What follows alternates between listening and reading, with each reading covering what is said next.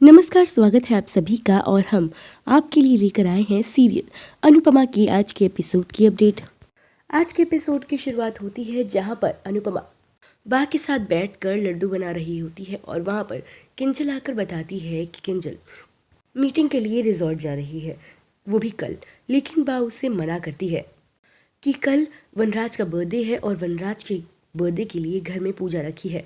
वनराज का बर्थडे वैसे ही सेलिब्रेट होगा जैसे हर बार होता है, इसलिए किंजल भी उस पूजा में पारितोष के साथ बैठेगी। लेकिन किंजल साफ साफ मना कर देती है कि वो छुट्टी नहीं ले सकती, क्योंकि उसका प्रेजेंटेशन है और वो प्रोजेक्ट हेड है और प्रोजेक्ट हेड होने की जिम्मेदारी से उसको वहाँ पर होना ज़रूरी है।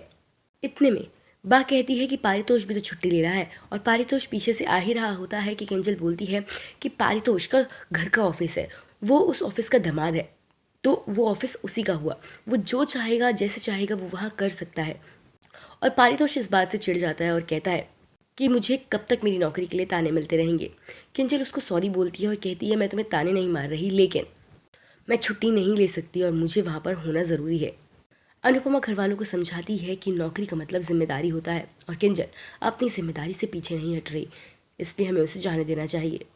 लेकिन कोई नहीं मानता। तब वहाँ किंजल कहती है कि ठीक है, मैं पापा को फ़ोन करके विश कर दूंगी, लेकिन मैं छुट्टी नहीं ले सकती, और वहाँ से उठकर चली जाती है। पारितोष उसे जाके गले लगाता है और उसे सॉरी कहता है और कहता है कि प्लीज़ वो छुट्टी ले ले उसकी फैमिली और उसके लिए, ताकि पहले वो पूजा में बैठकर पूजा करे और उसके बाद पापा के लिए गिफ्ट खरीदने जाए। तब उसे किंजल बताती है कि वो किस तरह से मम्मी पापा के बीच में डिफरेंस करता है।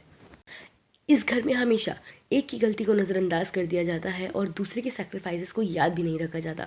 इसलिए मेरा कोई इरादा नहीं है कि मैं इस घर के लिए कुछ सैक्रिफाइस करूं। तुम अपने पापा के बर्थडे के लिए इतना एक्साइटेड हो और मम्मी का बर्थडे तक भूल गए थे, और ये बात तुमने मुझे खुद बताई है।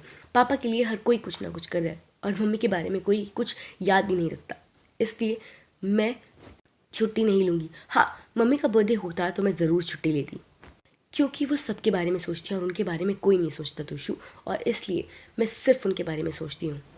और वो वहाँ से निकल जाती है।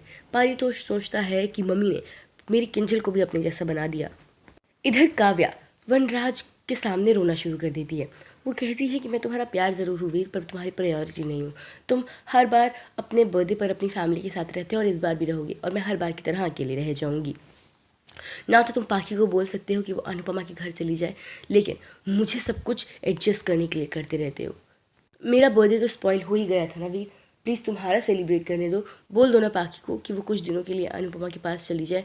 वो काफ़ी ज़्यादा रो रो कर इमोशनल ब्लैकमेल करती है वनराज को, जिसके बाद वनराज उसे गले लगा लेता है और कहता है कि ठीक है, वो पाखी से बात करेगा। और पाखी ये बातें सुन रही होती है। वो कहती है कि ना मुझे पापा प्यार करते हैं ना मम्मी, और वो वहाँ से दरवाज़ा बंद करके चली जाती है।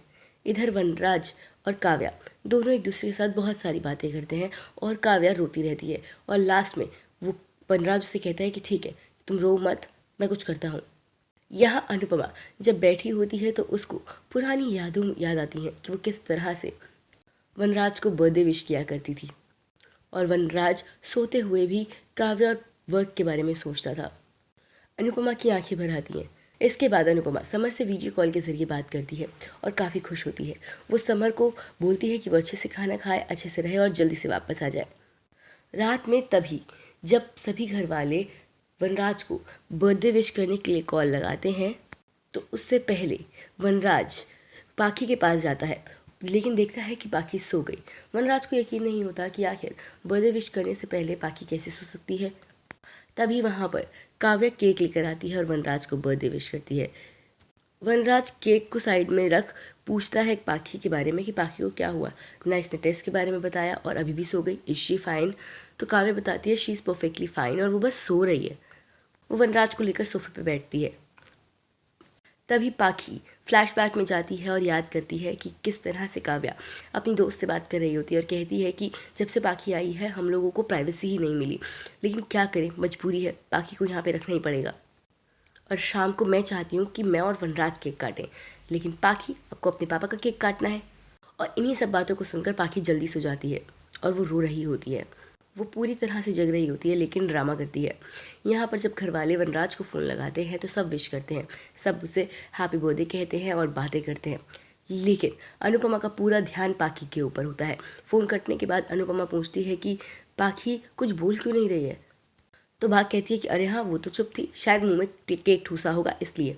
लेकिन अनुपमा को कुछ ठीक नहीं लगता। अनुपमा सोचती है कि इनका बर्थडे है और पाखी ऐसे शांत बैठी रहे, हो ही नहीं सकता।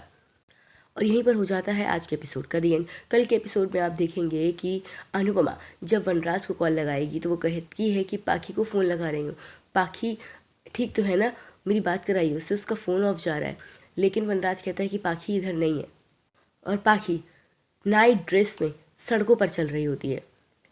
यहाँ पर अनुपमा भी पाखी को लेकर घबरा जाती है और वो घर से बाहर जैसे ही निकलती है तो वहाँ देख के वो कुछ शॉक हो जाती है। अब अनुपमा ने इतनी सुबह सुबह क्या देखा? क्या पाखी अनुपमा के पास वापस लौट आई है, जिसे देख के वो हैरान है?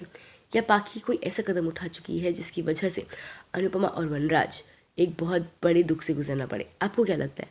हमें अपनी राय कमेंट सेक्शन में ज़रूर बताएं। साथ ही साथ तमाम अपडेट्स के लिए सब्सक्राइब करें हमारे चैनल को और बेल आइकन भी ज़रूर प्रेस करें, जिससे आपको मिलती रहे हमारे हर अपडेट की नोटिफिकेशन।